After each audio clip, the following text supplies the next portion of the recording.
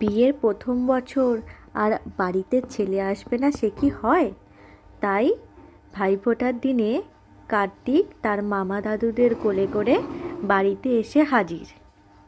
আর সেই উপলক্ষেই আজকে আমাদের বাড়িতে ওনার পুজোর আয়োজন করা হচ্ছে।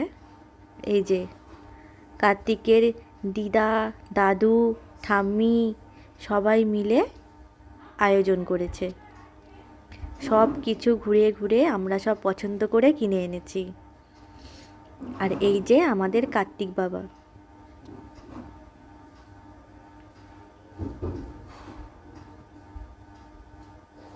ছোট দাদু কার্তিককে সাজিয়ে দিয়ে গেছে, হাতে চকলেট দিয়ে, চাঁদমালা, তীর ধনুক, মাথায় টোপর পরিয়ে একদম রেডি করে দিয়ে গেছে।